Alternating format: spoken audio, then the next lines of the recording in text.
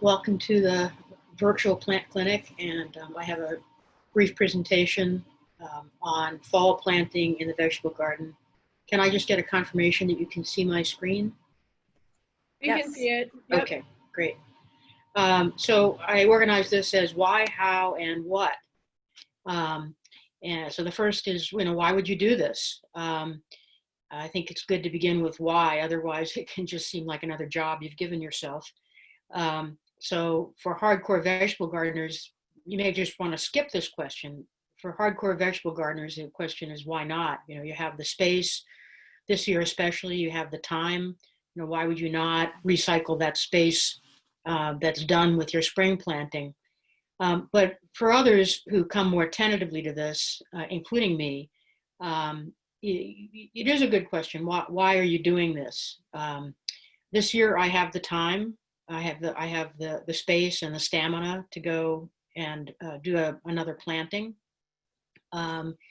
It's perfectly okay to say to yourself, my vegetable garden is a seasonal hobby or occupation. I'm done when it's done.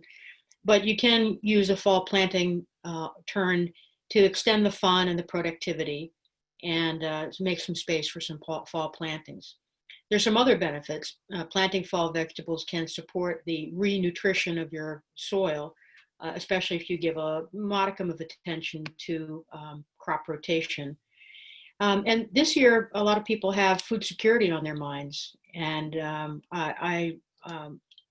it's a great way to add to your sense of food security. It's also an opportunity to support donation of excess produce. There's a charity, for example, called Grow a Row that encourages vegetable gardeners to plant an extra row and donate the produce to a fresh food pantry. A lot of traditional pantry operations only want sort of durable goods, long-lasting goods, but Grow a Row, which I've just heard of, is an opportunity to give extra fresh produce to families that are experiencing food security issues. So how do you do this? For me, the main challenge is making space in your fully planted, completely overgrown, out of control spring and summer garden. So I think of it as, what can I remove that's really done? My greens producing plants, for example, that have bolted, the pea vines that are done for the season, all those things that I'm going to have to clean up anyway when the cool weather comes. I encourage myself by saying, I got to do this anyway. Why not do at least part of it now to make room to grow more food?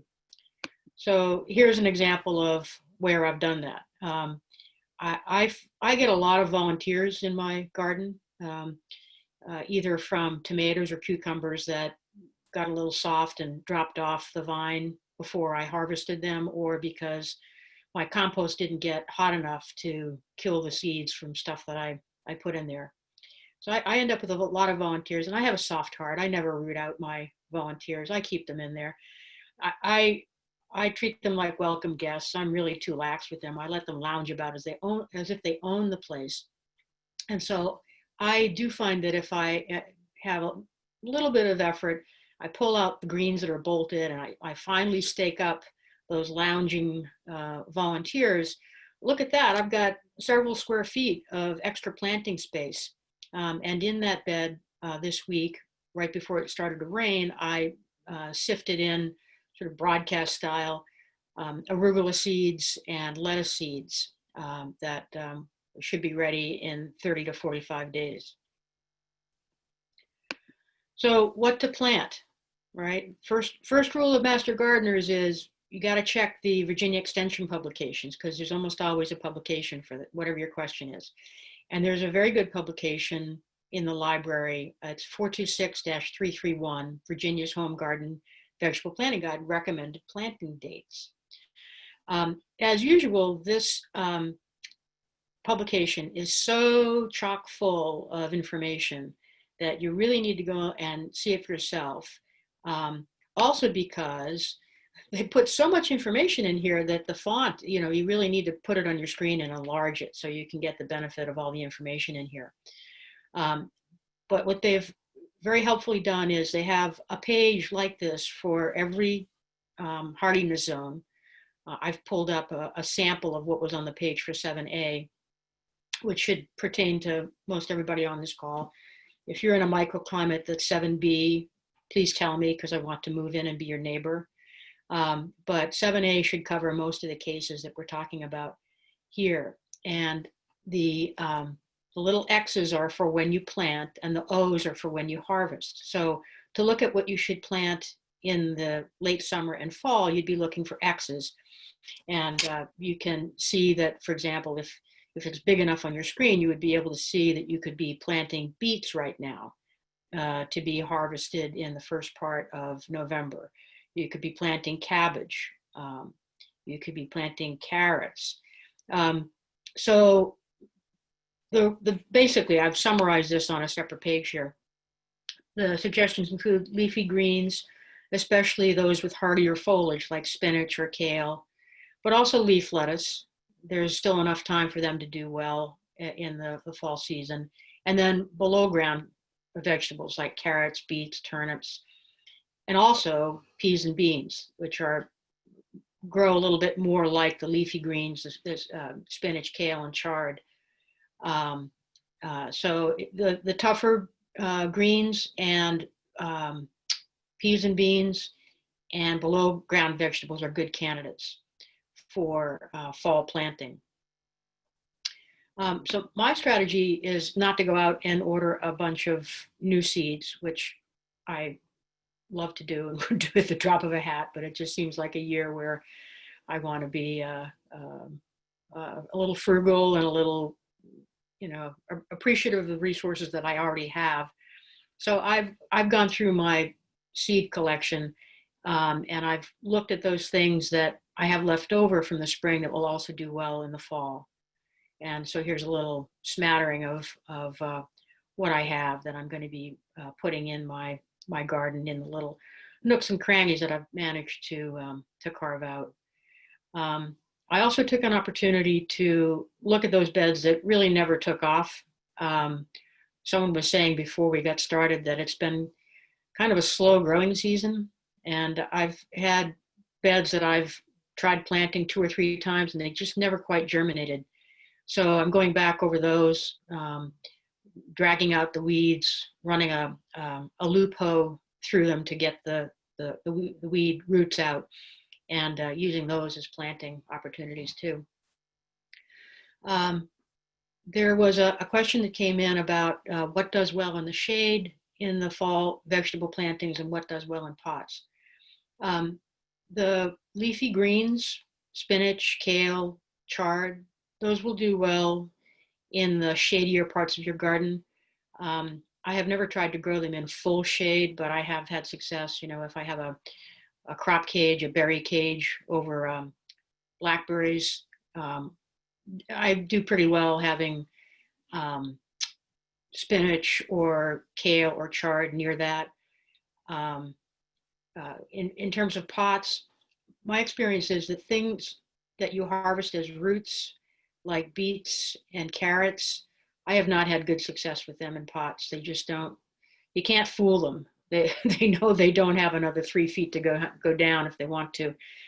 So I've not had good luck with that. But any of the leafy greens, if you want to do a quick sprouting of any of the leafy herbs like basil or mint or parsley, you probably have enough time to do that in a pot.